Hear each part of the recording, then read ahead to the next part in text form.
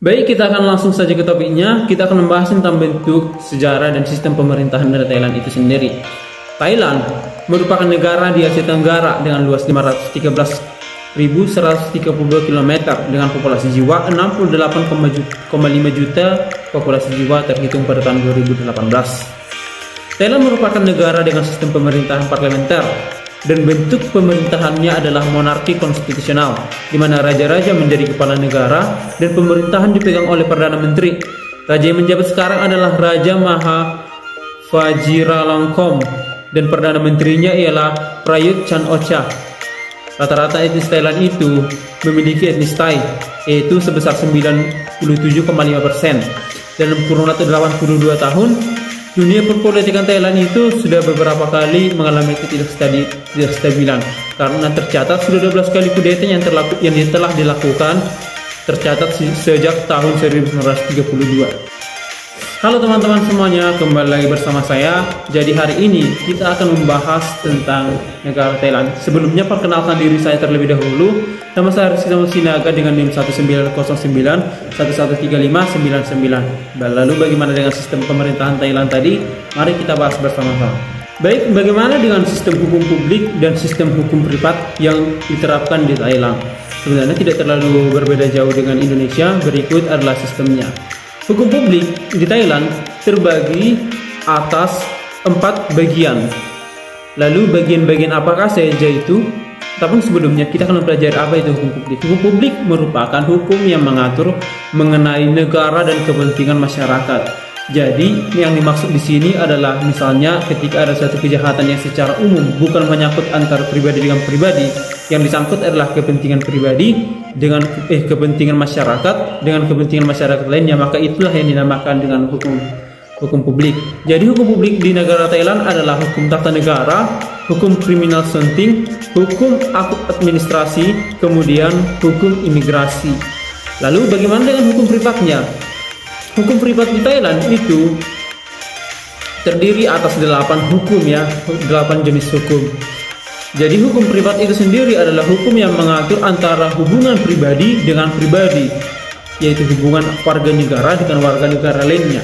Jadi ini semua diatur dalam hukum kewajiban, hukum kontrak, hukuman prestasi atau delik santik, kemudian juga hukum perusahaan, hukum properti pribadi, hukum tanah, hak milik intelektual, dan peraturan keluarga. Baik, kemudian untuk jenis pengadilannya sendiri, di Thailand terdapat 4 jenis pengadilan, yaitu yang pertama adalah Mahkamah Konstitusi, kemudian Court of Justice, kemudian juga Peradilan Tata Usaha Negara, dan kemudian pengadilan yang terakhir adalah Pengadilan Militer.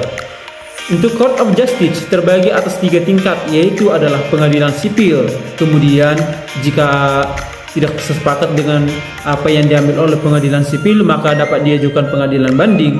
Kemudian apabila banding juga tidak memenuhi hasrat hukum dari orang yang bersangkutan, maka dapat diajukan ke Mahkamah Agung. Untuk pengadilan sipil sendiri terdiri dari pengadilan perdata. Pengadilan ini khusus untuk wilayah Bangkok dan tidak memiliki batasan jumlah gugatan. Dibentuk oleh karena di wilayah Bangkok terdapat banyak sekali kasus. Pengadilan perdata di Bangkok terdiri dari Pengadilan Perdata Bangkok Selatan dan Pengadilan Perdata Thonburi, yaitu sebuah daerah di Bangkok. Kemudian pengadilan pidana berwenang untuk memutuskan kasus pidana di wilayah Bangkok, terdiri dari Pengadilan Pidana Bangkok Selatan dan Pengadilan Pidana Thonburi. Pengadilan provinsi memutuskan kasus perdata dan pidana. Untuk kasus perdata jumlah gugatan melebihi 300.000 bat. Dan untuk kasus pidana ancaman lebih dari 6 tahun penjara. Hakim terdiri dari 3 orang dan tidak ada pengadilan provinsi di Bangkok. Untuk pengadilan negeri terdiri dari 77 pengadilan negeri mengadili kasus perdata yang gugatannya tidak lebih dari 300.000 bat dan kasus pidana yang ancamannya tidak lebih dari 6 tahun. Hakim di pengadilan negeri hanya 1 orang. Baik, untuk pengadilan selanjutnya yaitu pengadilan kelima, yaitu pengadilan pakar khusus, berwenang untuk memutuskan kasus perpajakan pailit, hak kekayaan intelektual, perdagangan internasional, pengadilan perburuhan, pengadilan pemuda dan keluarga. Dan di pengadilan ini hakim terdiri dari 2 hakim dan 1 ahli. Ahli dipilih untuk menjadi hakim dan bersama 2 hakim lainnya untuk mengambil keputusan. Thailand juga memiliki pengadilan tata usaha negara atau PT-UN. Wewenangnya juga adalah untuk memutuskan kasus administrasi dan sengketa antara badan negara, perusahaan negara, badan pemerintah daerah, atau pejabat pemerintah dengan pribadi. Selain itu juga memutuskan sengketa antara badan negara atau pejabat pemerintah. Baik untuk hubungan Indonesia dan Thailand itu sendiri, sebenarnya Thailand dan Indonesia itu memiliki konflik, yaitu antara perbatasan zona ekonomi eksklusif antara Indonesia dengan Thailand. Seperti yang kita ketahui bahwa Indonesia memiliki batas zona laut itu sampai dengan zona ekonomi eksklusif, di mana Thailand tidak memiliki atau tidak mengatur itu secara jelas dalam undang-undang mereka. Namun Indonesia sendiri tidak ingin melepaskan hak-hak yang telah mereka miliki, karena pada dasarnya ketika ini tidak diatur secara lebih lagi, maka akan sering sekali terjadi tentang illegal fishing, yaitu pengambilan oleh sumber daya yang ada di laut tersebut, baik itu secara sengaja maupun tidak sengaja. Dan ini yang harus secepatnya untuk diperbaiki pemerintah, mengingat tentang batas-batas kemaritiman Indonesia itu sendiri tentuan jelas dalam undang-undang dan peraturan yang ada di negara Indonesia.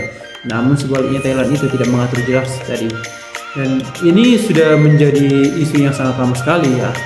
Dan perbatasan maritim antara Indonesia dengan Thailand ini harus selalu menjadi gejala-gejala antara hubungan Indonesia.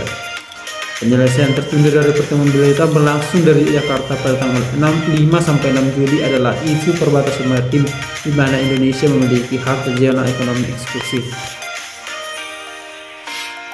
Kemudian di pihak lain, menurut Thailand mengatakan bahwa negaranya tidak memiliki hak khusus terkait perbatasan maritim.